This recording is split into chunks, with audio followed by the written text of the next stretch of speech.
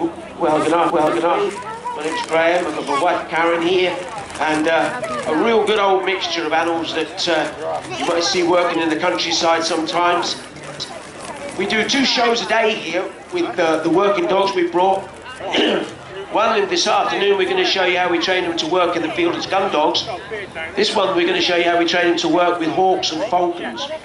So it's quite a different little story with the same dogs. And if you've got a bird like this, which is a Harris hawk, the most popular bird of prey flown in Britain today, and you're out trying to catch a rabbit with it on a Sunday morning, you've got to have a way of finding that rabbit. And we train a lot of dogs, pointers and spaniels mainly, to work with these sort of birds. So it's a 3-part story here, because we don't just use dogs, we use ferrets and all. Proper countryside animal that. Here, Mark, get ready, we're going to give him a spin. And we're going to go through, we're not falconers, we're dog trainers, that's what we do for a living. But we keep this hawk just to introduce clients' dogs to hawks, because that process has to be done very carefully. Because the way this works in the countryside is the dogs learn to follow, or the hawk, rather, sorry, learns to follow the dog while it's working, because it knows sooner or later it's going to find something for it to chase. Now, these birds aren't a British bird, they're from the Americas, and they come from the southern states of America down into Mexico, and their only predator is a coyote. So whether these birds are hatched by their parents or in an aviary, they come out of that egg with a natural distrust of dogs. So we've got to be very careful how we go through this process, and that's just done slowly out on the lawn. We'll probably put the bird on a bow perch, feed the dog some sort of distance from it, get it just used to seeing a dog at a distance, gradually bringing that process together. So that's why we keep the hawk at home, just for that purpose. So for here, I mean, you've just seen Ben out here with his eagles. Now he's a falconer, he's got some wonderful falcons over there, and he's the man to talk to about that job. But as I say, we're going to use him here because it does just bring this story together. And at the end of it, we're going to see if we can catch ourselves a bit of lunch out here. So this bird here, why is he coming to me? Well, it's not because I've got this crazy waistcoat on. It's because he's the right weight.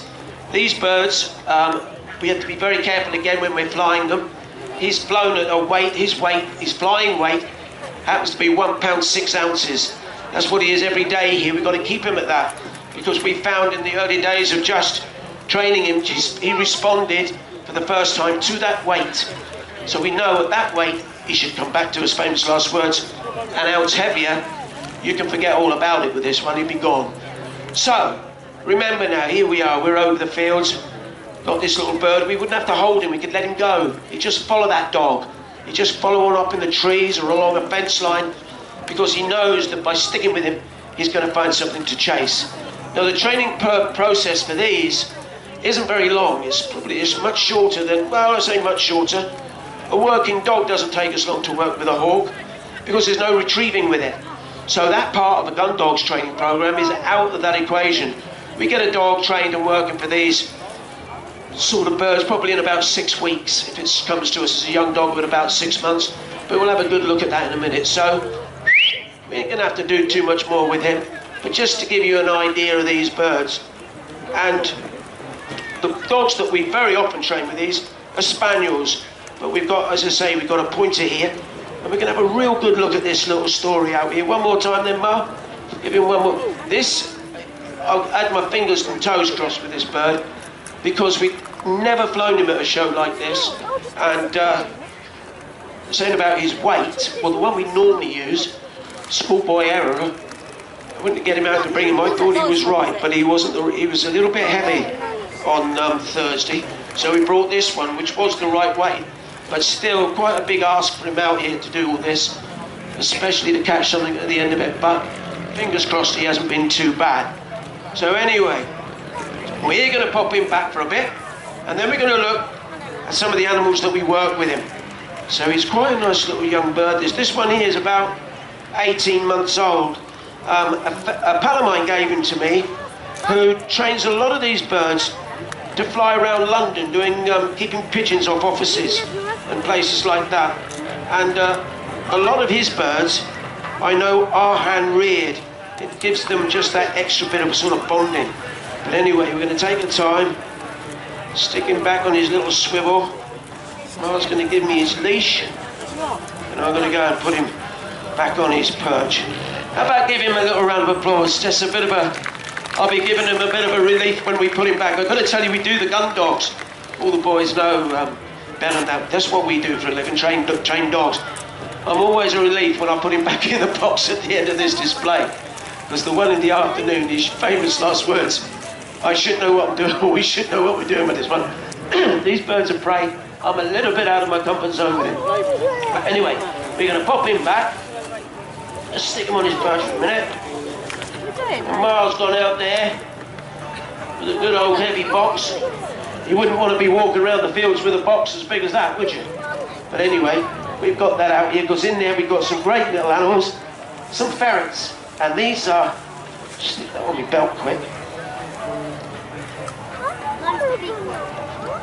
These little animals are a huge tradition of the countryside, and they're something that I've been involved with since I was a kid. And it's great here because a lot of boys I've been talking to here been coming over to me on our stand, do a lot of ferreting. Still a great way to spend a Sunday morning out in the countryside. And the way this works with the hawk is, again, the hawk just learns to watch these animals. Just sits up on a fence post, up in a tree, you don't have to hold him, watching these little animals working in and out of a rabbit berry. Because again, they know they're going to find something for him to chase. So we're going to tip these out here for you, have a little look at them, tell you all about them. Whew! It's saying, blow me, mate, it's a bit warm out here. Ferrets don't do a lot in the sunshine, let me tell you. They're animals for a nice frosty morning. So what is a ferret? Well, I bought my first one when I was a little kid of about 12 years old. Some of us will remember 2 and 6. That's what I paid for my ferret.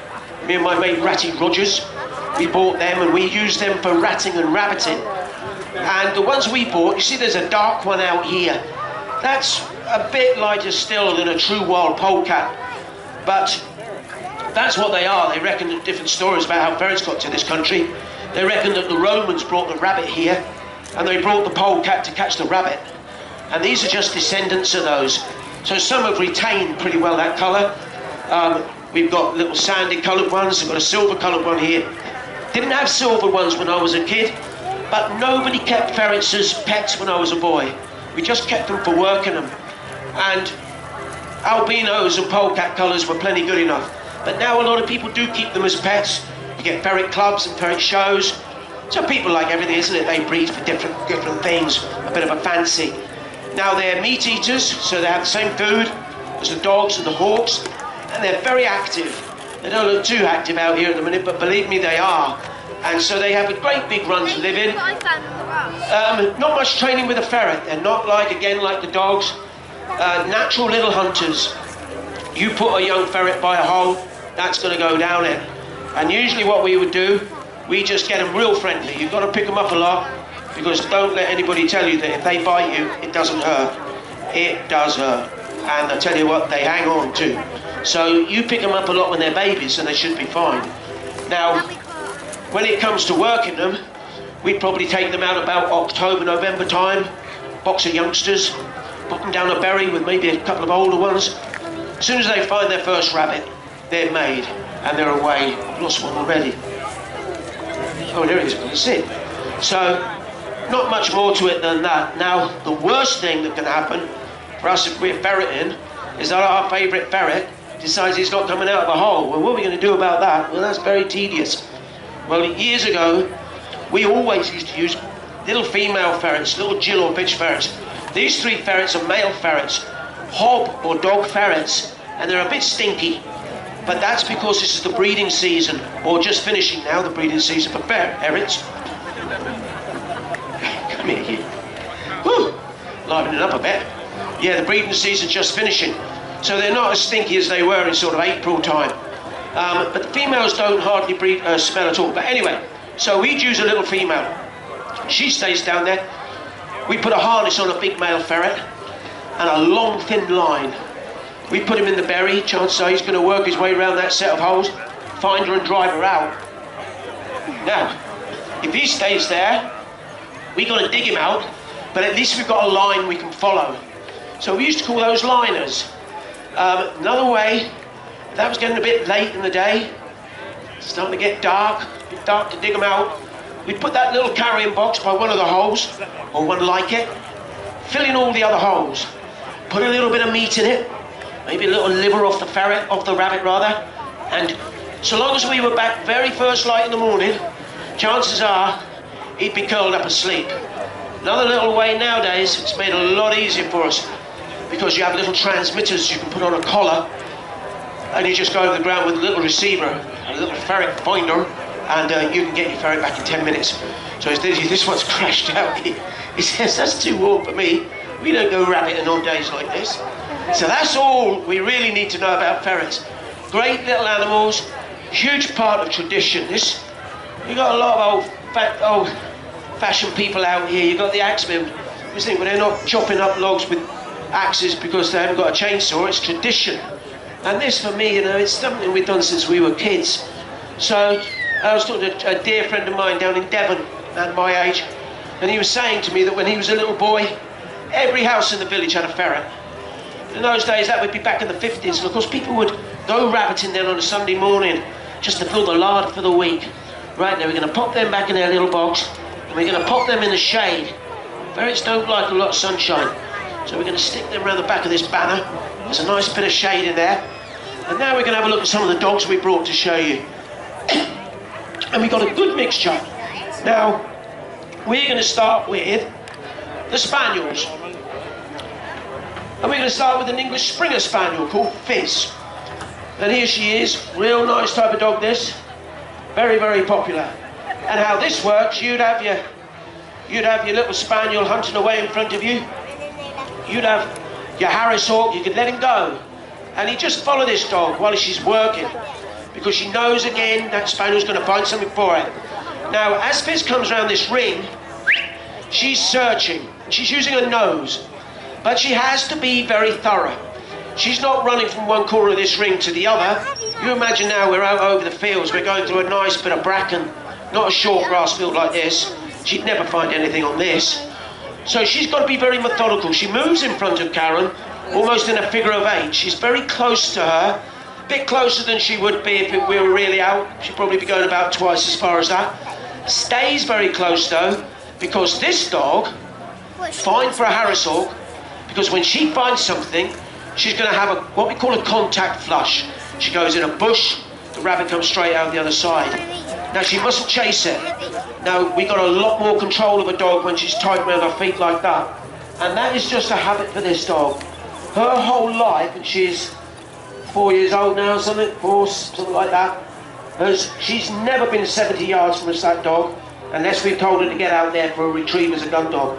All her life is geared to staying close. If you took her for a walk, she'd just buzz around you. She don't want to go far away. How do we maintain all this? Well, you've got to be more interesting than the horizon. That's what this is all about with puppies. We start this with dogs about 5 months old, and we just don't let them get away from us. But all the time they're with us, we're interesting to them. We're having a game, and we have them out for about 15 minutes, 15-minute bursts, I should think. And something we do, we play silly little games with them. Just get something like that bale of straw. We want this dog to go everywhere we point for it. There's something in here. I lost. It's in a bush. It's here. I lost. We do that very often by planting tennis balls. Show you something with that bale of hay that we got there. Bit of sort of silly game we play with a puppy. Remember, we're trying to stimulate it. Me. Don't worry about going over there. So all the fun is around me, kid. So what we would do, we might just sit her there. Put a ball under the ta-ta-ta. Put a ball under here, stay there. So I lost. Woo! Now I'm telling her, I lost. I've got to stand on it. I lost. Good girl. So it's all a game for her. Good girl. I lost. We do a lot with balls. A lot of field trial champions are trained with balls. Good girl. I lost. Now she wants that ball. I lost. Good girl. But it's all a stimulating game for her. Yay, well done, Fizz. Give her a little clap. Good girl, she got it. Now we're going to show you another little dog. Another little spaniel. Have another look. We've got a little bit of time, not too much time. A little cocker. Now, it used to be all Springers. All Springer Spaniels. You have a look around at this show now. The most popular spaniel you'll see is a working cocker. Now we've got a little girl here, and we're going to show you with her how we get them to hunt really round our feet and do how we want them to do it by being her centre of interest. Now this little one, just a little bitch, I'm going to put her on the floor here and tell her hi lost. Now she'll hunt here for a minute and then she'll stop because she'll be going, don't be stupid. Then I'm going to get her to search this string like there's 50 rabbits sat in it. I lost. She'll bob about a little bit. She won't do that for too long. A little wee. Now this little trick now we're going to do is a great way to stimulate a young puppy. Because for us, we can't, remember, we've got to get, all spaniels hunt, you can't stop them. But we want them to do it how we want them to do it. We don't want to do it 70 yards away up a hedgerow. We want them to do it here, to a command, and not mooch about like that. Now this is a real quick way of getting a young dog stimulated. This is using a ball. Now this method is one of the ways that the police assess sniffer dogs. I'll show this afternoon, we'll have a little look at that a little bit. Search work with working dogs for the police. And they use a ball. It's a real good way of getting a young dog hunted. Right, the Mars sat there, she's looking like a goddess. We won't ask her to move. Twiggy, we've got a Labrador there. We tried a few Labradors for this work, not many. Twiggy, listen. I'm going to put a ball on the floor here, Twiggy. I'm going to cover Daisy's eyes up. I want you to come and get it and take it back to the truck. Then I'm going to let Daisy go. This is just the trick the police play. They don't want to see how quickly that dog's going to find this ball. They want to see how well she'll search for something that isn't there. We want the same out of a puppy. She could spend half an hour looking for a rabbit. She mustn't give up. She's got to learn to hunt to a command, I lost. She's got to learn to hunt round my feet. And she's got to learn to quarter. All in one exercise, this. Right, get this, Twiggy. Ball on the floor. I cover her eyes up. You come and get it, take it back to the truck. And I'm going to get in there. This Daisy will hunt this bit of ground here like heck in a minute. You watch now.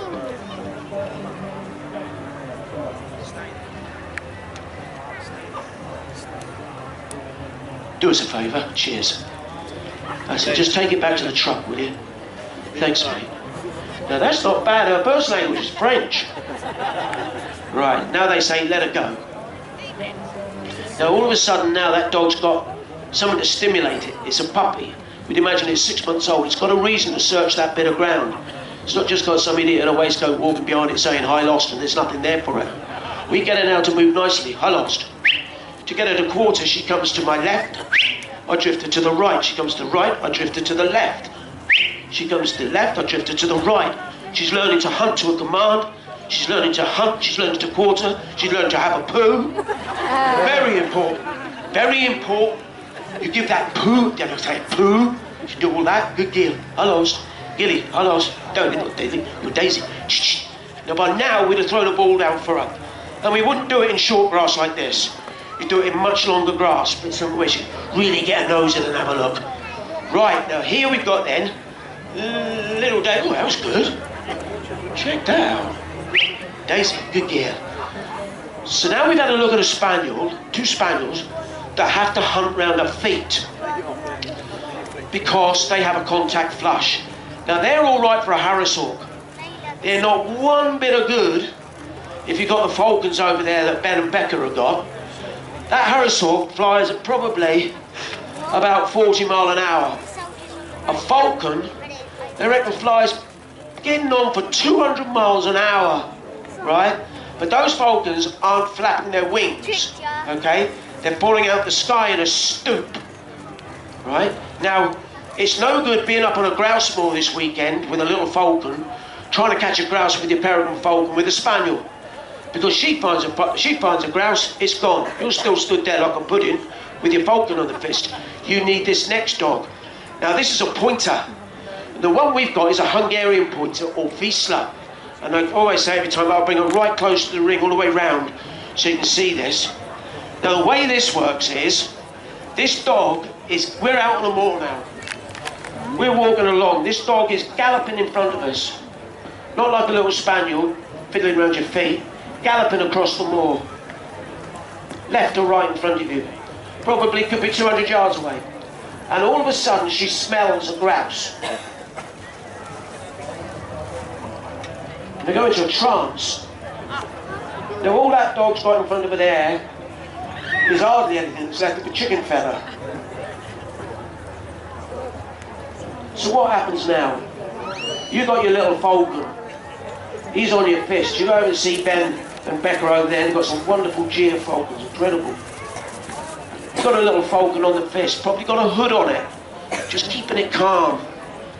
You take the hood off and you let it go. Now as those birds take off, they see this dog out on the moor in front of them.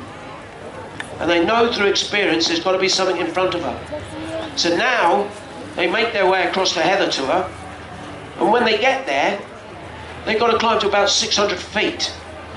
Because those birds use height to gain that speed. They're not flapping their wings, they drop like a missile. They fold their wings into their bodies and plummet in what we call a stoop.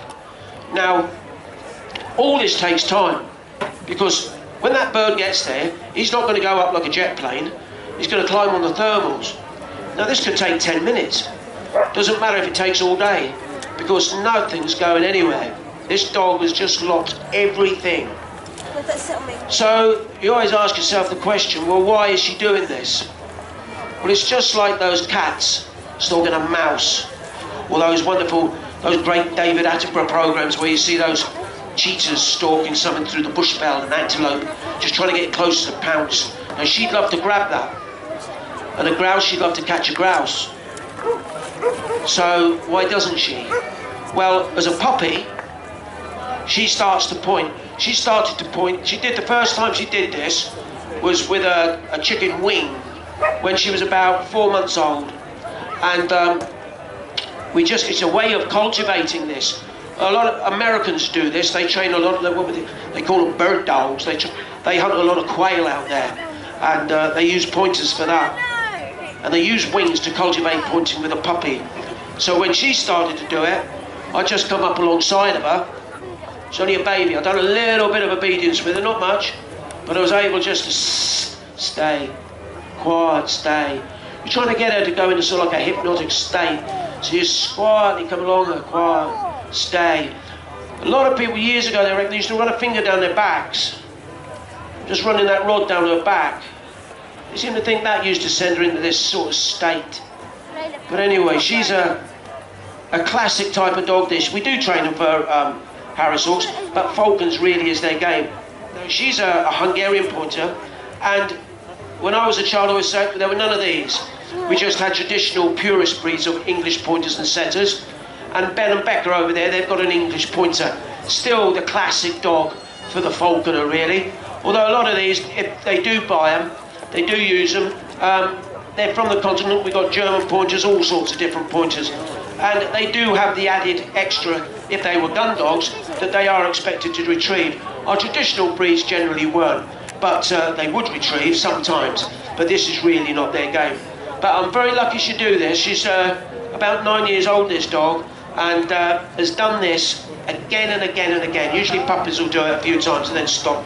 But she's, I'm lucky I still got her. You would think it's 6 months ago she had a stroke and just got herself back together all by herself. We were very careful how we exercised her, just got her back nice. But she's lost a bit of condition, but thank goodness I've still got her. Anyway, that's Copper, everybody. Thank you very much. You ready?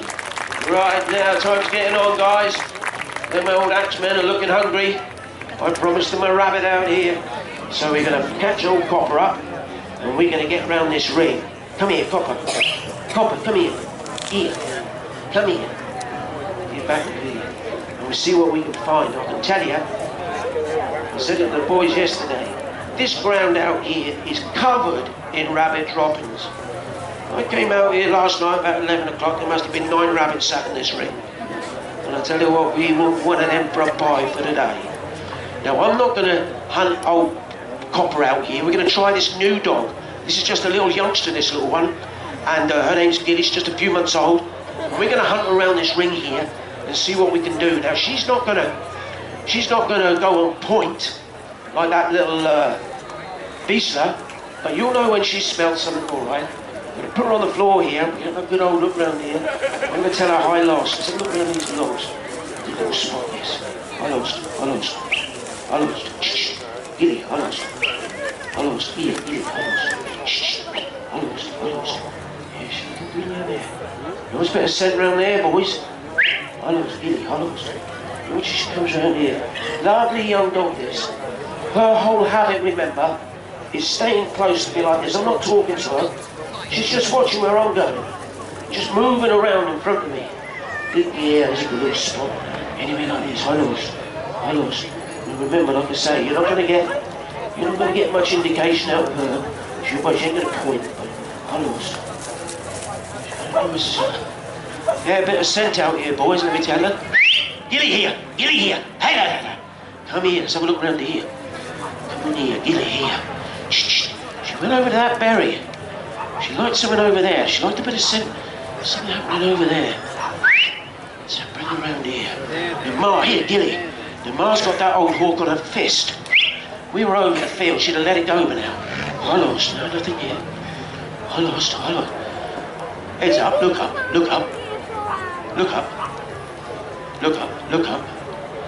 Here. Oh, Dad. Oh, Gilly. Here, I lost. Ma, bring that bird. Here, Gilly. Now, you ferreting boys out there, you know this. She's got something here. She's what we call marking the berry. Right, there's a rabbit in here, kids. Shh.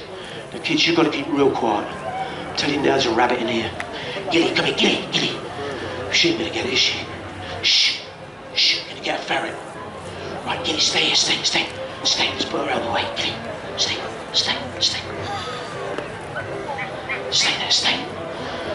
Stay there. Right, hang on, where's Ma? Come up here, I'm gonna get me ferret.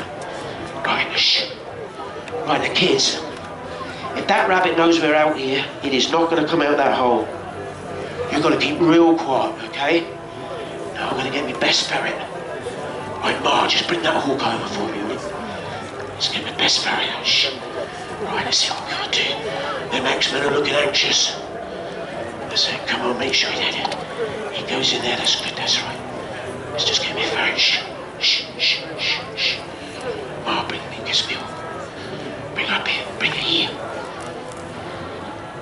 Right, pop that ferret in there. Pop your ferret in. He's gone. What's it? Yes, the tail's gone. He's gone. Give me that bird now. Shh. Right, now you take Gilly and you go and hide down by the truck, all right? Now, if that ferret stayed in there, he stuck his nose out. But if he's that dog, she wouldn't have marked that berry unless there was something in there, I'll tell you now. She's never, ever wrong. It's dead handy you've got a little dog like that. And the fact that ferret's been in there that long, that's a good sign, because you probably got it, but you can't shift it. So stand back here, I've just seen his ears. Do you see them, kids? Just see a couple of little ears stick up. I was just putting a little dog back, I want to get everything out of the way. And all of a sudden, you little ferrying boys, you'll all know that lovely sound. You hear that rumbling under the ground and tell you, here comes a rabbit. You'll let her be quicker than that, bunny. One rabbit for a pie. That's us out of time and ideas. Thank you very, very much for sticking around and watching us and having us to the show again this year. It's been about 5 or 6 years. But thanks very much for watching. Thank you very, very much. Thank you.